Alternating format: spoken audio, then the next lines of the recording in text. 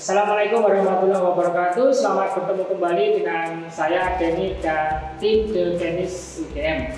Pada kesempatan ini saya akan kembali menjelaskan mengenai praktikum kimia organik yang dilakukan di Laboratorium Kimia Organik Departemen Kimia FMIPA Universitas Gadjah Mada. Oke, sebelum kita melakukan praktikum atau percobaan di laboratorium bahkan melakukan penelitian, kita seharusnya menggunakan alat pelindung diri yang memadai. Ya, alat pelindung diri yang harus kita gunakan sebelum kita beraktivitas di laboratorium yang pertama adalah pakaian. Misalnya seperti ini, pakaian yang bersih, rapi, dan sopan. Yang kedua itu jas laboratorium. Ya.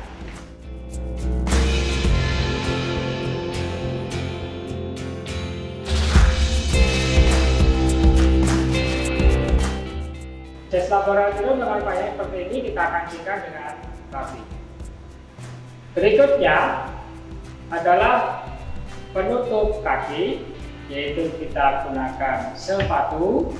Kita bisa gunakan sepatu seperti ini, seperti ini. Jangan sepatu atau alas kaki yang seperti ini atau seperti ini. APD selanjutnya yang harus kita gunakan adalah masker. Salah satunya misalkan masker seperti ini,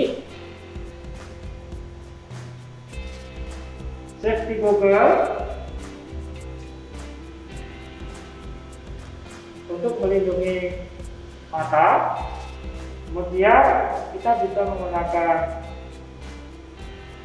sarung tangan dari kain atau dari kulit supaya menghindari dari panas. Kemudian glove dari plastik atau dari karet atau dari bahan yang lain, drill misalnya.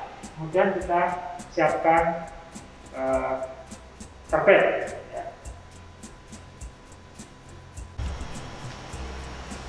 Baik teman-teman semuanya, setelah kita menggunakan alat pelindung diri atau APD yang lengkap seperti ini, kita kemudian bisa melanjutkan percobaan atau praktikum ya. Jadi sebelum itu, supaya saya bicaranya lebih jelas, saya lepas dulu. Nanti setelah kita mau melakukan praktikum, kita atau saya akan menggunakan APD ini lagi. Baik, kali ini saya akan menjelaskan mengenai salah satu teknik pemurnian, yaitu rekristalisasi. Rekristalisasi merupakan salah satu teknik pemurnian suatu zat atau suatu produk reaksi atau suatu produk isolasi dari bahan alam berdasarkan perbedaan pelarutannya dalam satu pelarut murni atau pelarut campuran pada suhu tertentu. Ya.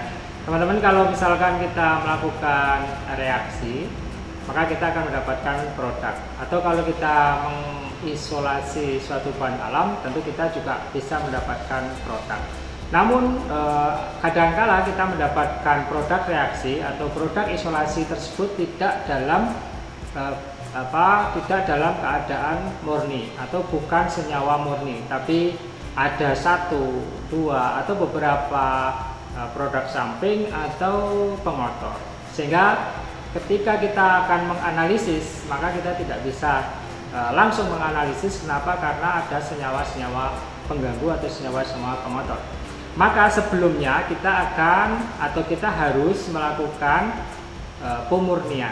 Nah, kalau kita mendapatkan produk reaksi atau hasil isolasi berupa padatan, salah satu teknik yang bisa kita gunakan untuk memurnikan senyawa target kita itu adalah dengan teknik rekristalisasi. Nah, rekristalisasi itu langkahnya ada 4 langkah atau 5 langkah yang bisa kita lakukan. Yang pertama, kita akan memilih dulu pelarut yang sesuai. Yang kedua, menggunakan pelarut tersebut untuk melarutkan produk reaksi atau produk hasil isolasi kita, di mana produknya senyawa target itu larut sempurna tapi pengotornya tidak larut ya. Kemudian kita bisa menambahkan adsorben, misalkan karbon aktif untuk mengadsorb pengotor. Yang ketiga, kita melakukan penyaringan dalam keadaan panas, kemudian filtratnya kita dinginkan, kita tampung dalam penangas es misalnya. Kemudian yang keempat adalah penyaringan, memisahkan pelarut yang tadi kita gunakan untuk melarutkan senyawa target kita itu ya. Kita pisahkan dengan senyawa target kita dalam keadaan suhu ruang, yaitu dengan menyaring misalkan dengan penyaring Büchner. Yang kelima itu adalah pengeringan. Yang keenam misalkan diperlukan, kita bisa identifikasi sifat fisik, kemudian kita juga bisa lanjutkan dengan identifikasi struktur kimianya. Nah, untuk itu kita mulai saja langkah demi langkahnya sebagai berikut ya. Oke, untuk itu selanjutnya kita akan melakukan percobaan rekristalisasi. Percobaan rekristalisasi kali ini yang akan kita gunakan sebagai contoh adalah senyawa dibenzoyl aseton, yaitu suatu produk reaksi dari benzaldehid dan aseton dengan perbandingan 2:1 dengan katalisnya adalah NaOH 20% dan pelarutnya adalah etanol, sehingga campuran produk reaksi tersebut kemungkinan adalah produk samping dari reaksi antara aseton dan benzaldehid, kemudian benzaldehid sisa atau aseton sisa, kemudian ada NaOH sisa, atau ya tentu saja etanol sebagai pelarutnya, dan mungkin pengotor-pengotor yang lain ya. Kita mulai, jangan lupa lalu gunakan APD dulu yang lengkap untuk keamanan kita. Mari kita mulai. Baik, untuk melakukan rekristalisasi terhadap dibenzoyl aseton ini, alat dan bahannya cukup sederhana.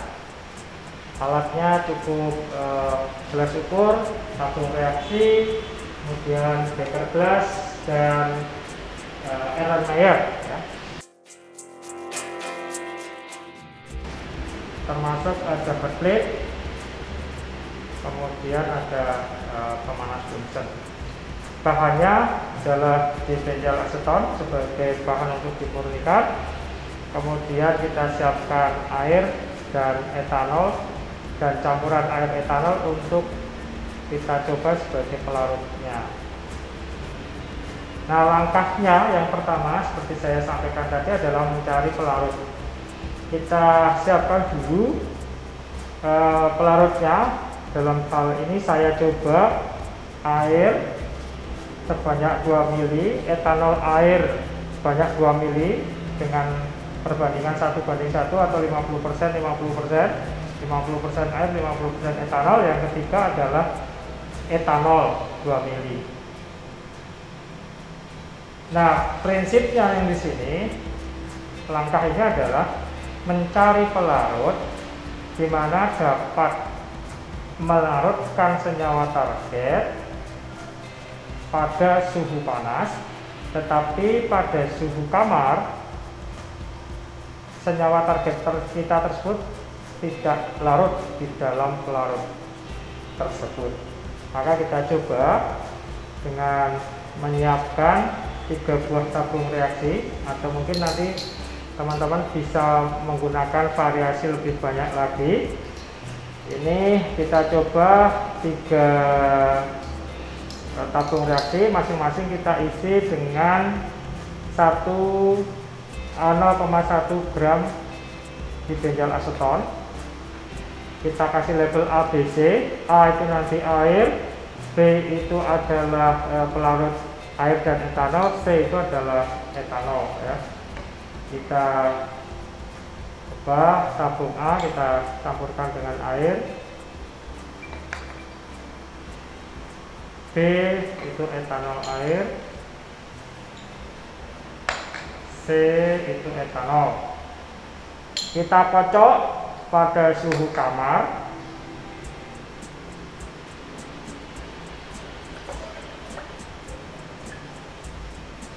Kita lihat etanol itu ada sebagian yang larut, tampak dari warna yang semakin berubah agak kuning. Kemudian etanol air ada sedikit sekali yang larut. Kemudian untuk air ya, ini juga ini mungkin tidak ada yang larut ya, tidak ada yang larut di suhu kamar.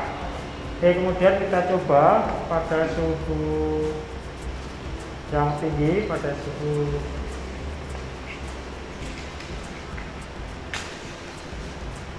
panas, yaitu dengan memanaskan dengan Bunsen. Jangan lupa penjepit dan hati-hati.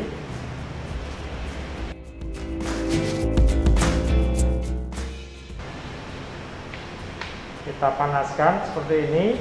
Jangan lupa kalau memanaskan dengan Bunsen, ini digerak-gerakkan ke atas ke bawah. Kemudian jangan sampai mulut tabung reaksi itu mengarah ke sesuatu yang membahayakan, misalkan teman kita atau orang lain ya. Oke, ini sudah mendidih.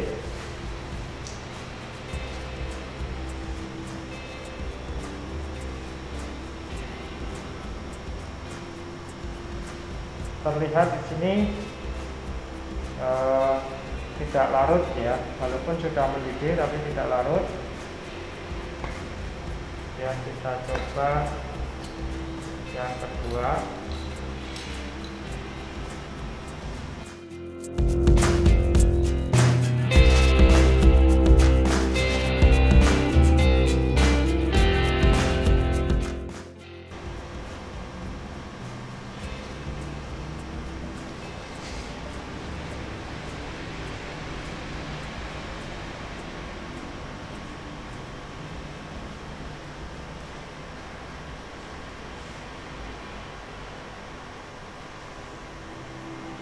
Kita lihat juga di sini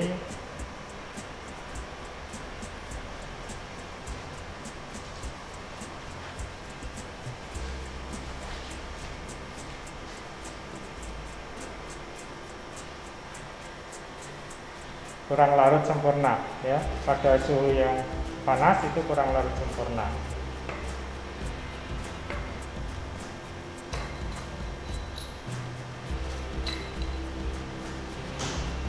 Dan tabung reaksi C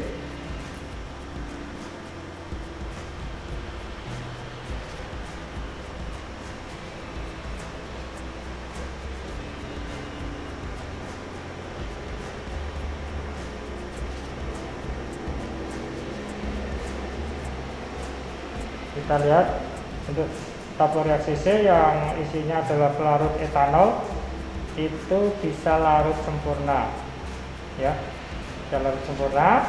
Maka kemudian langkah yang ketiga adalah kita coba dinginkan. Kita turunkan suhunya, bisa kita diamkan pada suhu kamar atau kita bisa turunkan dengan suhu yang lebih rendah, yaitu dengan penanas es ya, supaya lebih cepat. Ketiga tabung ini nanti kita masukkan ya, ini terlihat untuk etanol yang paling kanan, kemudian tengah adalah etanol air keruh, kemudian sebelah kiri, paling kiri adalah air ya. Itu untuk pelarut yang etanol air atau air saja itu masih ada endapan atau ada padatan di bagian bawah. Oke, selanjutnya kita dinginkan dengan menggunakan penanas es dengan di dalam air es. Kita biarkan nanti apakah pelarut etanol yang tadi melarutkan sempurna pada suhu panas itu dapat kembali mengkristal lagi padatan atau kristal di benjal asetonnya.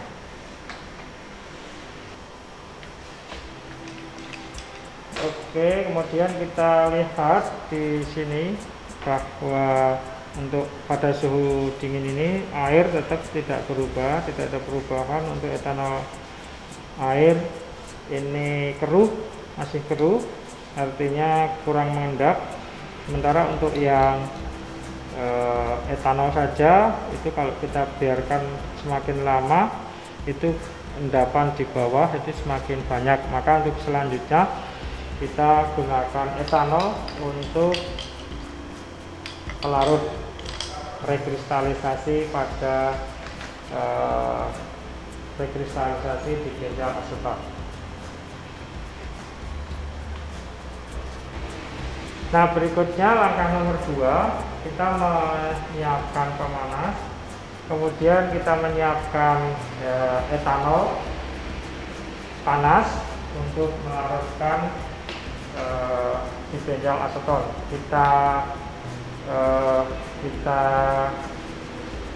timbang dulu sebanyak 5 gram di benjal aseton, kemudian kita masukkan ke dalam Erlenmeyer, kemudian kita larutkan dengan etanol panas sesedikit mungkin.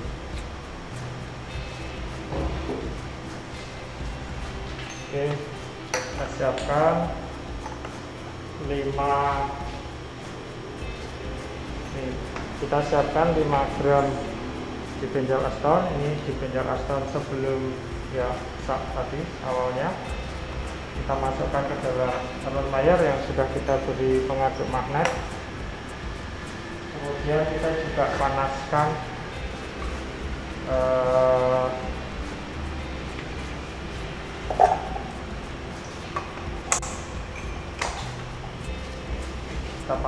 etanol.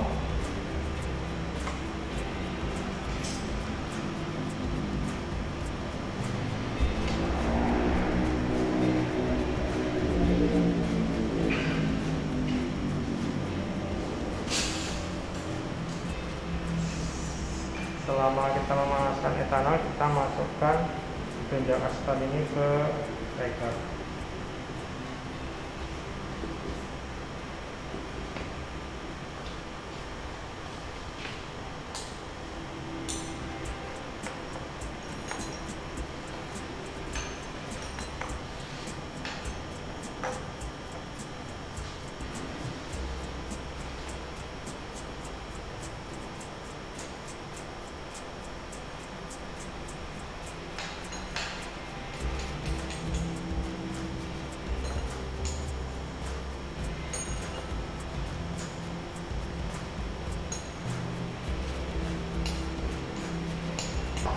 Oke, setelah kita masukkan sampel kita ke Erlenmeyer, selanjutnya kita tunggu etanol panas. Ini sudah mulai panas, kemudian kita gunakan etanol tadi untuk melarutkan di benjal aseton.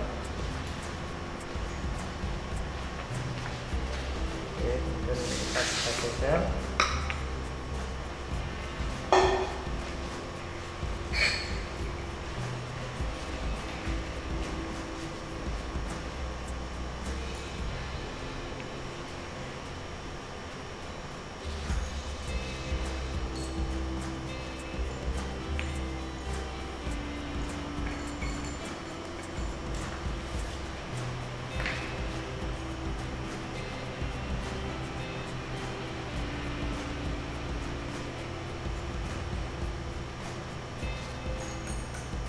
Oke, kita kira segitu dulu, kita putar apakah sudah larut. Kalau belum, terus nanti kita tambahkan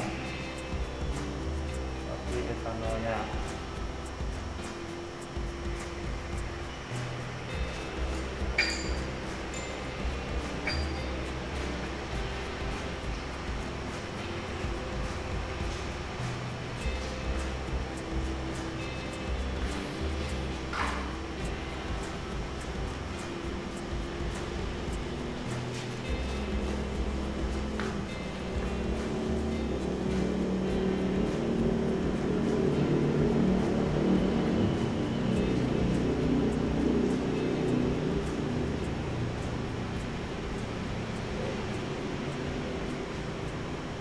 Kita cek, tampaknya sudah larut, jadi kita tidak perlu menambahkan pelarut etanol lagi. Jadi etanol pelarut kita itu bisa kita gunakan, tidak usah dipanaskan. Kemudian sambil menunggu lebih larut kembali atau lebih larut lagi, kita siapkan kita siapkan langkah berikutnya, yaitu menyaring campuran etanol dan dibenjol aseton atau dibenjol aseton di dalam etanol panas itu dengan menggunakan corong panas. Ya. Oke.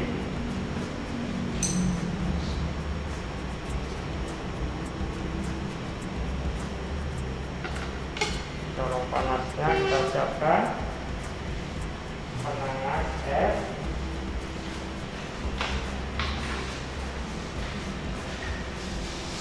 dan ini tetap kita panaskan.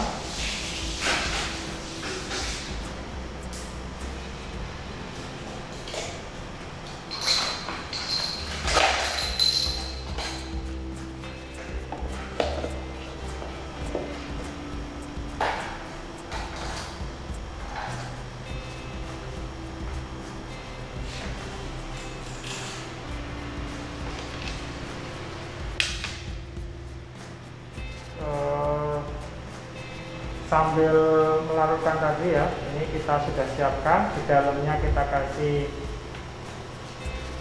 air, kemudian kita panaskan, kemudian ini corong ini kita masukkan dari tadi ya, jadi lama nggak apa-apa supaya tetap panas. Kemudian juga kertas saringnya juga kita siapkan di situ,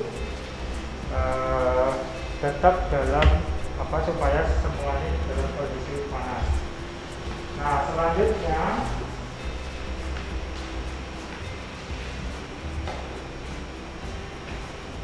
kita siapkan Erlenmeyer di dalam penangas es. Erlenmeyer di dalam penangas es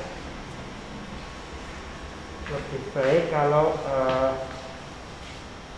mulut Erlenmeyernya itu bisa seperti ini ya.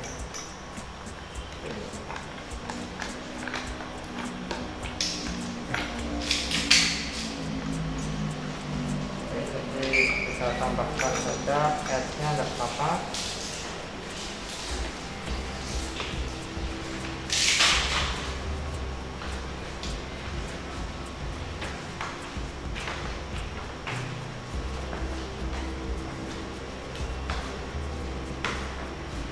Kita tambah sedikit air.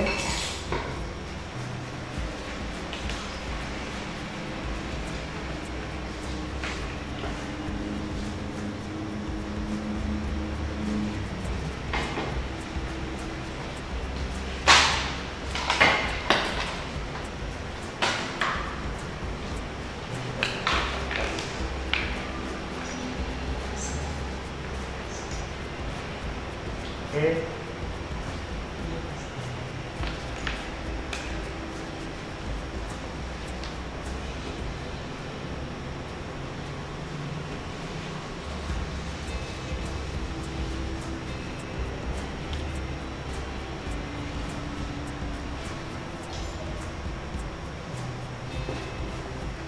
Langkah selanjutnya adalah kita matikan dulu.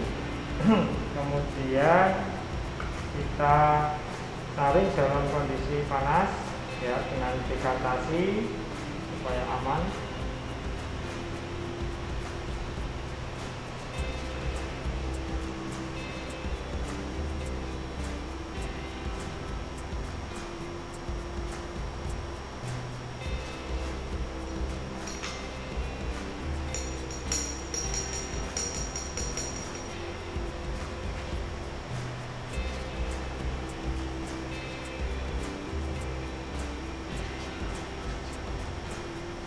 Masih ada yang tersisa, mungkin bisa kita cuci dengan etanol panas juga.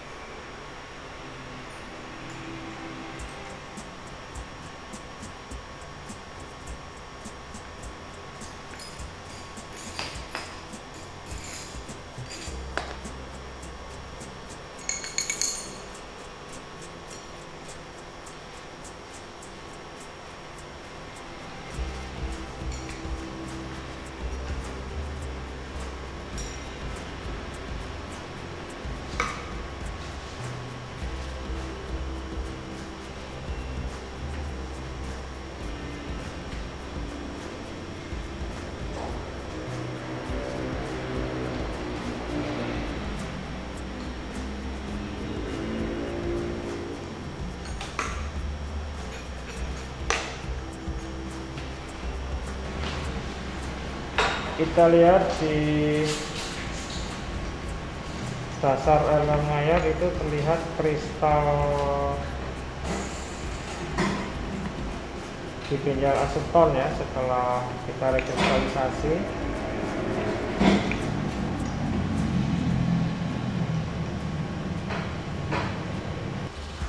Oke, tahap berikutnya setelah kita rasakan dibenjal aseton itu mengkristal sempurna, kemudian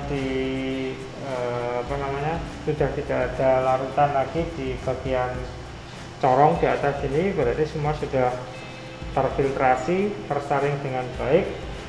Langkah selanjutnya adalah menyaring produk rekristalisasi ini dengan menggunakan corong Büchner. Kita siapkan dulu corong Büchner, kemudian pelarutnya untuk mencuci adalah Aquades ya, yang tidak melarutkan dibenjal aseton. Ini mungkin bisa melarutkan sisa yang NaOH, kemudian aseton sisa. Baik teman-teman, setelah kita melakukan penyaringan panas, kemudian filtratnya kita dinginkan dalam penangas es, dan kita lihat di sini sebagian besar dari padatan sudah mengendap, terlihat dari larutannya sudah tidak terlalu keruh. Maka selanjutnya kita akan melakukan penyaringan dengan menggunakan corong Büchner ya. Kita set dulu penyaring satu set penyaring Büchnernya, kita pasang vakumnya, kemudian corong Büchner ini kita masukkan kertas saring yang ukurannya pas ya, tidak boleh terlalu besar, tidak boleh terlalu kecil. Kemudian kita basahi. Ini corongnya tadi sudah basah, jadi sudah otomatis kertasnya basah. Ini kalau kurang basah nanti kita basahi seperti ini. Kertas saring tidak boleh terlalu besar atau terlalu kecil, jadi harus yang pas ya ukurannya dengan corongnya. Kita basahi supaya tidak ada rongga antara corong dan kertas saring. Oke. Rongganya sudah tertutup semuanya. Kemudian kita tuangkan larutan dibenjal endapan dibenjal aseton ini dengan cara dikantasi.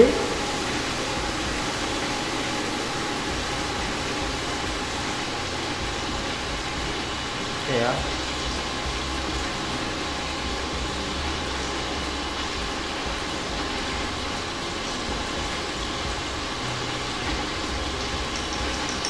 Oke. Sisanya kita cuci dengan air.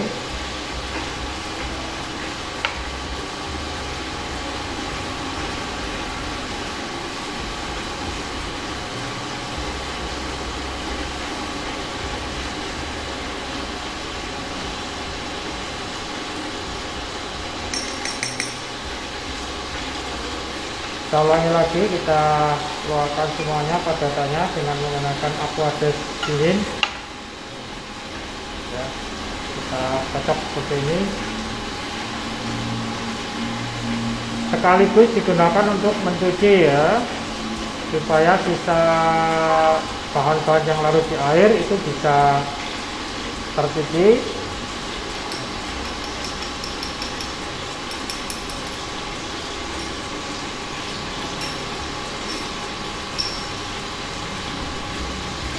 Kemudian untuk supaya lebih cepat kering, kita juga bisa cuci juga dengan menggunakan etanol.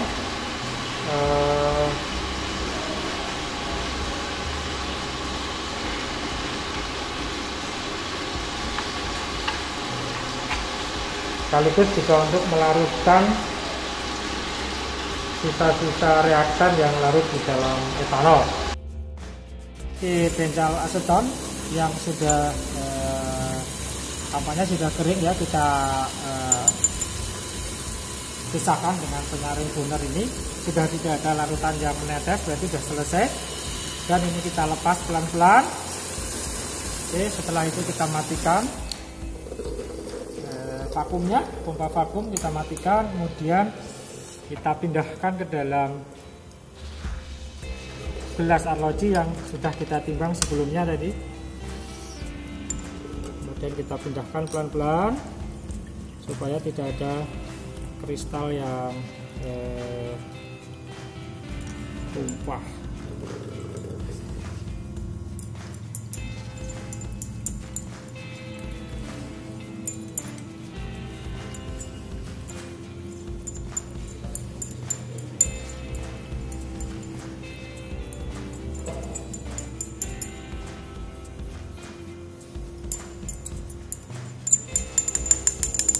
Oke, ini sudah cukup bersih ya, tidak ada yang tertinggal di corong burner. Kemudian magnet ini kita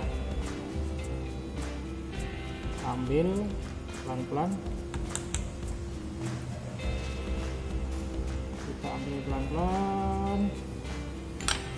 oh jatuh. Oke, kemudian kita keringkan ke dalam oven. Oke teman-teman semuanya, demikian tadi proses percobaan atau praktikum rekristalisasi ya. Nah, ini adalah produk setelah rekristalisasi ya.